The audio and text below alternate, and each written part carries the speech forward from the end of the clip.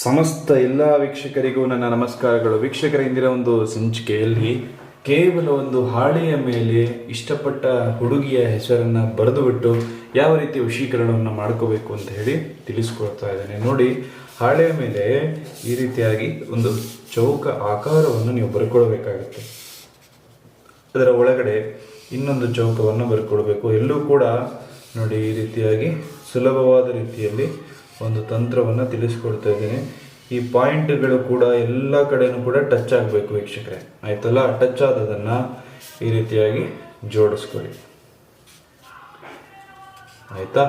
ಇದು ವಿಶೇಷವಾಗಿರ್ತಕ್ಕಂತಹ ತಂತ್ರ, ಆಯ್ತಲ್ಲ. ಅದನ್ನು ಯಾವುದೇ ಕಾರಣಕ್ಕೂ ಕೂಡ ಕೆಟ್ಟ ಕೆಲಸಗಳಿಗೆ ಉಪಯೋಗಿಸಬಾರ್ದು, ಕೇವಲ ಒಳ್ಳೆ ಕೆಲಸಗಳಿಗೆ ಮಾತ್ರ ಅದನ್ನು ಉಪಯೋಗಿಸ್ಕೋಬೇಕು. ನೋಡಿ, ಇಲ್ಲಿ ಸಿ ಆಕಾರವನ್ನು ಬರಿಬೇಕು. ಇಲ್ಲಿ ಈ ಕಡೆ ಉಲ್ಟ ಸಿ ಆಕಾರವನ್ನು ನೀವು ಬರ್ಕೊಳ್ಬೇಕಾಗತ್ತೆ, ಆಯ್ತಲ್ಲ. ಇಲ್ಲಿ ನೋಡಿ, ಇನ್ನೊಂದ್ಸತಿ ತೋರಿಸ್ಕೊಳ್ತೀನಿ. ಇಲ್ಲಿ ಸಿ ಆಕಾರ, ಇಲ್ಲಿ ಉಲ್ಟ ಸಿ ಆಕಾರ. ಈ ಸಿ ಆಕಾರವನ್ನು ಇಲ್ಲಿಗೆ ತಾಗಿಸ್ಕೋಬೇಕು.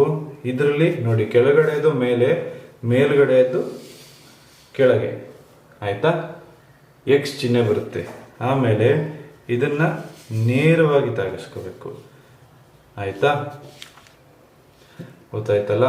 ಮೇಲ್ಗಡೆದು ಕೆಳಗೆ, ಕೆಳಗಡೆದು ಮೇಲೆ, ಇದನ್ನ ನೇರವಾಗಿ ತಾಗಿಸ್ಕೊಳ್ಳಿ.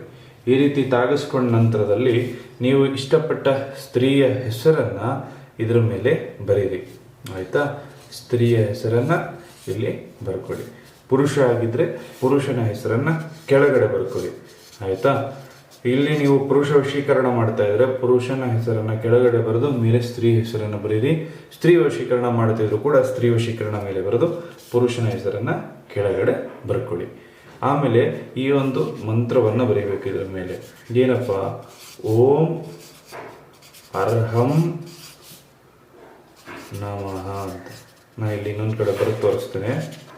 ಓಂ ಅರ್ಹಂ ನಮಃ ಅಂತ ಹೇಳಿ ಬರ್ಕೊಳ್ಬೇಕಾಗುತ್ತೆ, ಆಯ್ತಾ. ಆಮೇಲೆ ಈ ಕಡೆಗೆ ಮನೋವಾಂಛಿಕ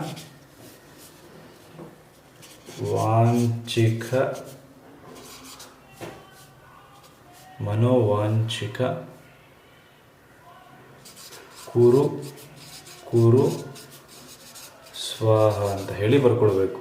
ಈ ಕಡೆ ಹೇಳುತ್ತೀನಿ, ಅದನ್ನು ಸರಿಯಾಗಿ ಕೇಳ್ಕೊಳ್ಳಿ. ಮನೋವಾಂಚಿಕ ಕುರು ಕುರು ಸ್ವಾಹ ಅಂತ ಹೇಳಿ ಬರ್ಕೊಳ್ಬೇಕು.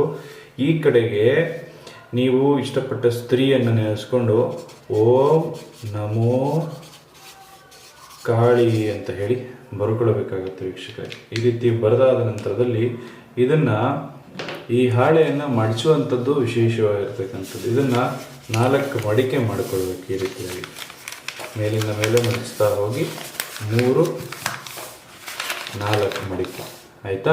ಈ ರೀತಿಯಾಗಿ 4 ಮಡಿಕೆಯನ್ನು ಮಾಡಿಕೊಡಿ. ಯಾವುದನ್ನು ಯಾವ ರೀತಿ ಬರೆಯೋದು ಅಂತ ಗೊತ್ತಾಗಲಿಲ್ಲ ಅಂದರೆ ನೀವು ಅದನ್ನು ತಿಳ್ಕೊಳ್ಬೋದು, ಏನು ತೊಂದರೆ ಇಲ್ಲ, ಆಯಿತಾ. ಆಮೇಲೆ ಇದನ್ನು ಈ ರೀತಿಯಾಗಿ ಮಡಿಚ್ಕೊಳ್ಳಿ. ಪೂರ್ತಿಯಾಗಿ ಈ ರೀತಿಯಾಗಿ ಮಡಿಚ್ಕೊಳ್ತಾ ಬನ್ನಿ. ಮಡಿಚ್ಕೊಂಡು ಇದನ್ನು ನಿಮ್ಮ ಪರ್ಸ್ನಲ್ಲಿ ಇಟ್ಕೊಳ್ಬೇಕಾಗುತ್ತೆ ವೀಕ್ಷಕರೇ. ಪರ್ಸ್ನಲ್ಲಿ ಇಟ್ಕೊಳ್ಬೇಕಾಗುತ್ತೆ. ಎಷ್ಟು ದಿನ ಇಟ್ಕೋಬೇಕು? 3 ದಿನ ಇಟ್ಕೋಬೇಕು, ಆಯ್ತಲ್ಲ.